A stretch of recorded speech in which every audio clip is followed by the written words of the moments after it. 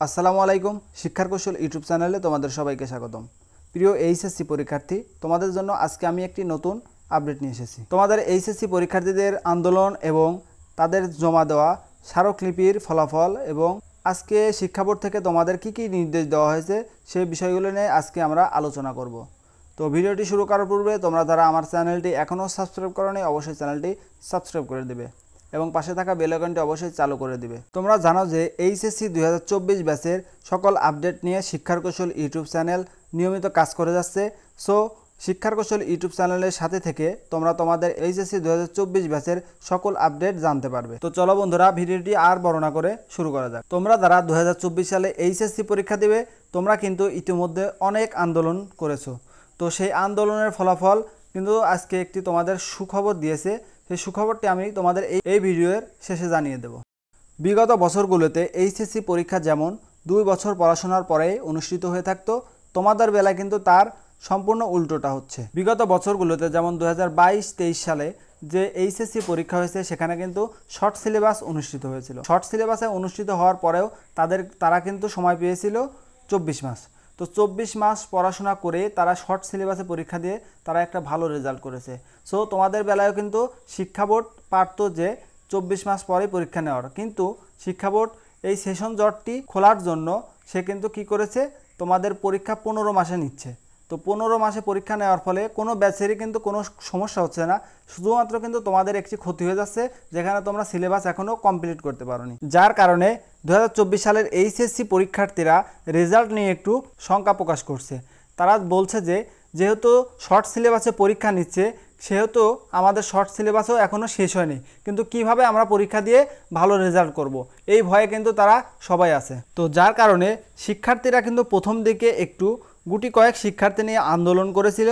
তো তার ফলে যখন সারা বাংলাদেশের শিক্ষার্থীরা দেখলো যে এটা শুধু তাদেরই সমস্যা না, এটা পুরো বাংলাদেশ ব্যাপী সমস্ত স্টুডেন্টদেরই সমস্যা, তখন কিন্তু এই আন্দোলন একটি বিশাল বড় আকারে রূপ নেয়। আর এই আন্দোলনের তথ্য পেয়ে শিক্ষামন্ত্রী কিন্তু খুব দ্রুত সংবাদ সম্মেলনের আয়োজন করে। তো সংবাদ সম্মেলনে সে বলে যে শুধুমাত্র বন্যা এলাকায় পরীক্ষা স্থগিত থাকবে যদি সে সমস্ত এলাকায় বন্যা হয়ে থাকে বা পানি যদি বেড়ে থাকে। তো আমি মনে করি শিক্ষামন্ত্রী এই কাজটা মোটেও ঠিক করেনি, কারণ যেখানে এইচএসসির মতো একটি পাবলিক পরীক্ষা যেখানে সমস্ত শিক্ষার্থীর স্বপ্ন থাকে যে বড় বড় বিশ্ববিদ্যালয়ে চান্স পাওয়ার, সেখানে এই এইচএসসির মতো পরীক্ষার ক্ষেত্রে কিন্তু অবহেলাটি করা ঠিক হচ্ছে না, কারণ অধিকাংশ শিক্ষার্থীরাই চায় যে এইচএসসি পরীক্ষা 2 মাস পেছানো হোক। তো এই সংবাদ সম্মেলনের পরে শিক্ষার্থীরা কিন্তু বিভিন্ন সোশ্যাল মিডিয়ায় বিভিন্ন গ্রুপে পোস্ট দিতে থাকে যে পরীক্ষা 2 মাস পেছানো হোক। এমনকি অনেক শিক্ষার্থীরা এই শিক্ষামন্ত্রীর পদত্যাগও দাবি করেছে, কিন্তু শিক্ষা বোর্ড থেকে কিন্তু তোমাদের এই পরীক্ষা পেছানো নিয়ে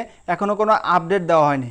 কিন্তু তোমাদের জন্য একটি সুখবর আছে, সেটা হচ্ছে আমি আজকে একজন বোর্ডের কর্মকর্তার সঙ্গে কথা বললাম। তিনি বলল যে শিক্ষার্থীরা যে আন্দোলন করেছে যে তাদের সিলেবাস কমপ্লিট হয়নি, তার পরিপ্রেক্ষিতে শিক্ষা বোর্ডের বিভিন্ন কর্মকর্তারা একটি আলোচনা করেছে যে কিভাবে শিক্ষার্থীদের একটি ভালো ফলাফল করানো যায়। তো যেহেতু তোমাদের এইচএসসি 2024 সালের সিলেবাস কমপ্লিট হয়নি এবং তোমরা যথাসাধ্য আন্দোলন করেছো এবং পরীক্ষা কিন্তু তোমাদের 30শে জুনই নেওয়া আছে, সেহেতু শিক্ষা বোর্ড কী করতে পারে, সেহেতু শিক্ষা বোর্ড তোমাদেরকে প্রশ্নটা একটু সহজ করবে যাতে তোমাদের রেজাল্টই একটু ভালো হয় এবং পাশের হার বৃদ্ধি হয়। কারণ সব থেকে অবহেলিত পরীক্ষার্থীরা হচ্ছে তোমরা, যেখানে মাত্র 15 মাস ক্লাস করে তোমাদের এইচএসসি পরীক্ষা নিচ্ছে। বাংলাদেশের ইতিহাসে এই প্রথম 15 মাস ক্লাস করে প্রথম এইচএসসি পরীক্ষা নেওয়া হচ্ছে। সো যেহেতু তোমাদের বোর্ডের কর্মকর্তা বলেছে যে পরীক্ষা এবার সহজ হবে, সেহেতু তোমাদের পরীক্ষা কিন্তু সহজ হতে পারে। কারণ দেখো তোমাদের কিন্তু এই প্রথম 15 মাস ক্লাস করে পরীক্ষা হচ্ছে এবং তোমাদের সিলেবাস কমপ্লিট হয়নি এবং তোমরা কিন্তু ইতিমধ্যে আন্দোলনও করেছো। তো এই আন্দোলনকে ঘিরে শিক্ষামন্ত্রীও কিন্তু তোমাদের নিয়ে একটি সংবাদ সম্মেলন করেছে। সো তোমরা কোনো টেনশন করবে না, অবশ্যই তোমাদের পরীক্ষা ইনশাল্লাহ ভালো হবে। সবাই মনোযোগ সহকারে পড়তে বসবে। কারণ তো বন্ধুরা, আজকের মতো ভিডিও এখানেই শেষ করছি। এইচএসসি 2024 ব্যাচের সকল আপডেট পেতে শিক্ষার কৌশল ইউটিউব চ্যানেলের সাথেই থাকবে। আর ভিডিওটি যদি তোমাদের ভালো লেগে থাকে অবশ্যই তোমার বন্ধুদের মাঝে ভিডিওটি শেয়ার করে দেবে এবং ভিডিওতে একটি লাইক দিয়ে দেবে। আর তোমাদের মনে যদি কোনো প্রশ্ন থাকে অবশ্যই এই ভিডিওর কমেন্ট বক্সে জানাবে, আমরা তোমাদের প্রশ্নের উত্তর দেওয়ার চেষ্টা করব। সকলে ভালো থাকবে, আল্লাহ হাফেজ।